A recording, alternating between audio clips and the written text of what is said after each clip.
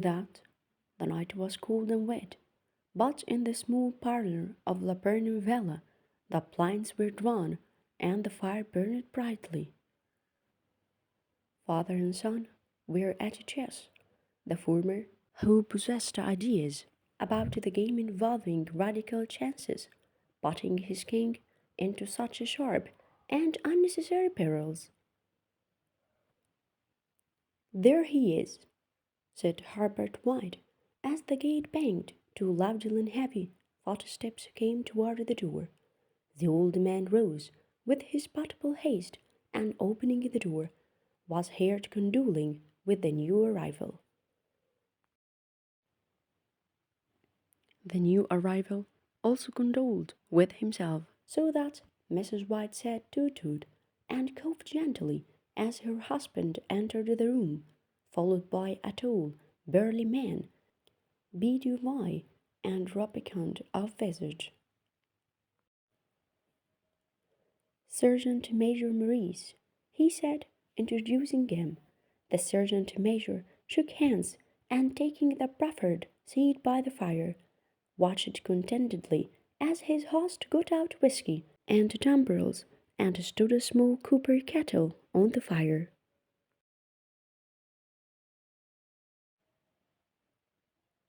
At the third glass, his eyes got brighter, and he began to talk.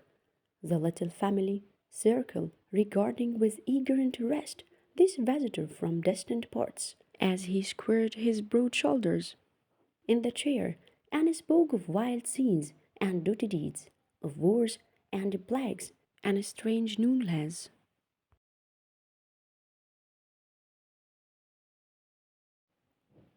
"I'd like to go to India myself," said the old man, "just to look around a bit, you know."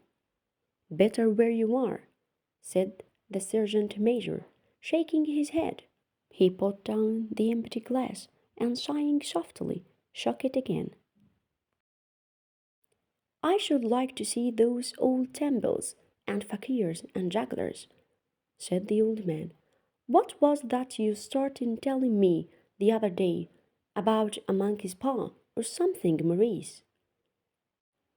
"Nothing," said the soldier hastily. "Leastways, nothing worth hearing." "Monkey's paw?" said Mrs. White curiously.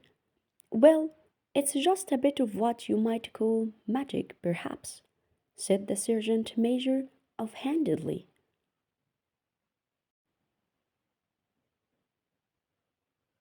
His three listeners leaned forward eagerly. The visitor, absent-mindedly, put his empty glass to his lips and then set it down again.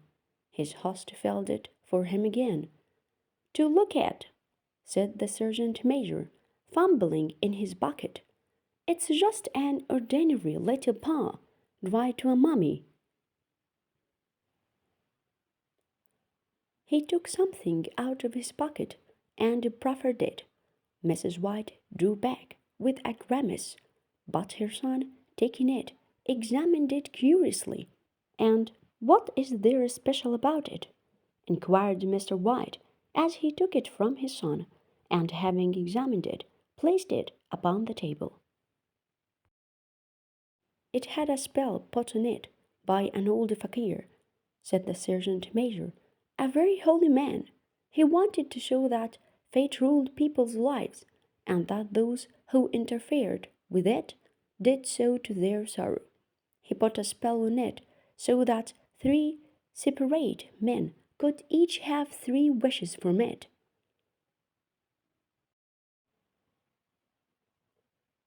His manners were so impressive that his hearers were conscious that their light laughter had jarred somewhat. "Well, why don't you have 3, sir?" said Herbert White cleverly.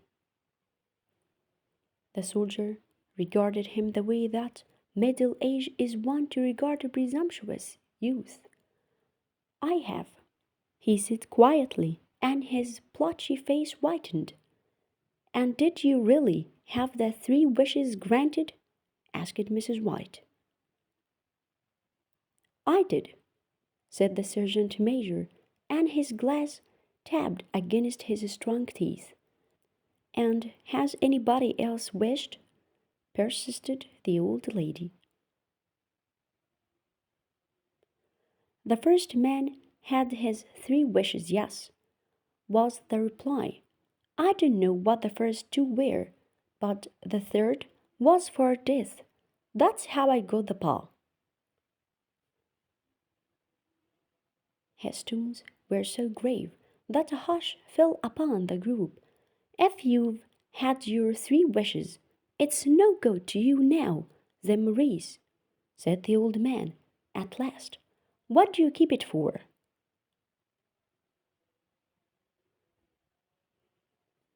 The soldier shook his head. "Fancy, I suppose," he said slowly. "I did have some idea of selling it, but I don't think I will. It has caused me enough mischief already. Besides, people won't buy. They think it's a fairy tale, some of them. And those who do think anything of it want to try it first and pay me afterward. If you could have another 3 wishes," said the old man, eyeing him keenly, "would you have them?" "I don't know," said the other. "I don't know." He took the paw, and dangling it between his forefinger and thumb, suddenly threw it upon the fire. White, with a slight cry, stooped down and snatched it off. "No, better let it burn," said the soldier solemnly. "If you don't want it, Maurice," said the other, "give it to me." "I won't," said his friend doggedly. "I threw it on the fire. If you keep it, don't blame me for what happens. Pitch it on the fire like a sensible man." The other shook his head and examined his possession closely. "How do you do it?" he inquired. "Hold it up in your right hand and wish aloud," said the sergeant major. "But I warn you of the consequences." "Sounds like the Arabian Nights," said Mrs. White, as she rose and began to set the supper. "Don't you think you might wish for 4 pairs of hands for me?" Her husband drew the talisman from his pocket. All the 3 burst into laughter as the sergeant major, with a look of alarm on his face, caught him by the arm. "If you must wish," he said gruffly, "wish for something sensible."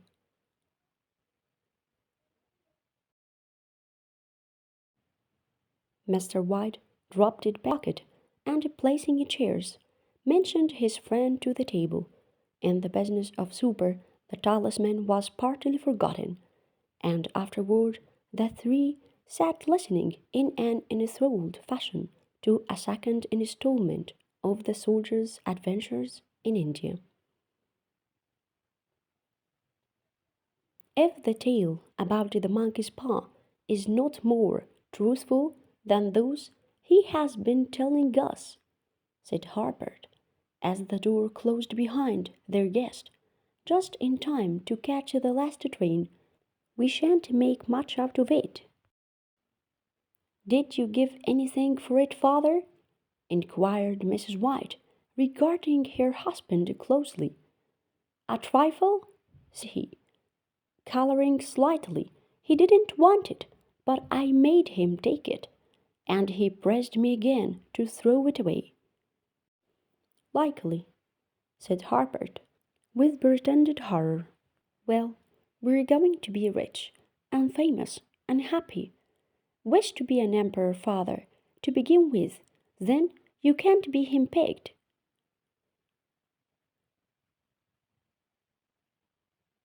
He darted around the table, pursued by the maligned Mrs. White, armed with an antimacassar. Mr. White took the paw from his pocket and eyed it dubiously. "I don't know what to wish for, and that's a fact," he said slowly. "It seems to me I've got all I want."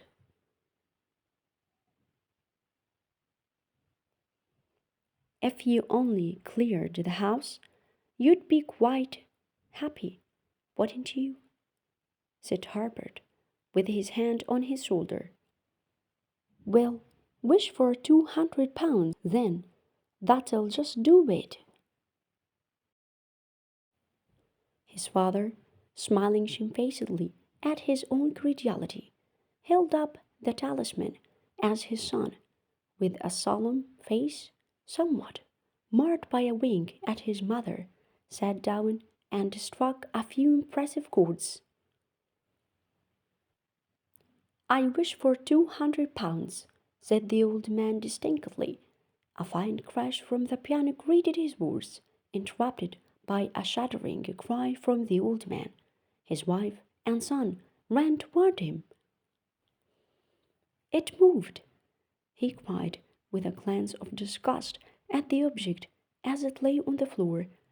As I wished, it twisted in my hand like a snake.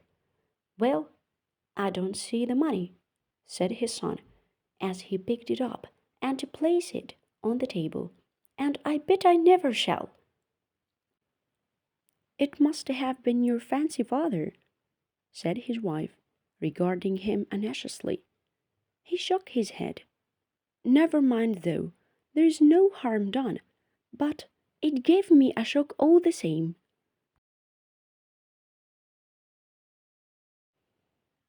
They sat down by the fire again, while the two men finished their pipes. Outside, the wind was higher than ever, and the old man started nervously at the sound of a door banging upstairs.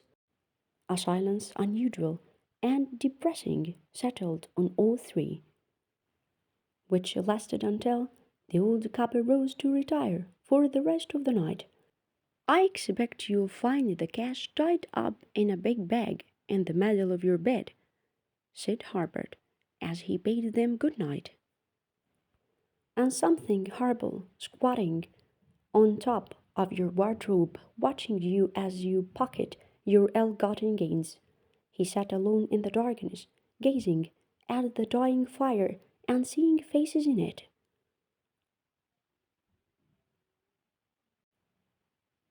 The last was so horrible and so simian that he gazed at it in amazement.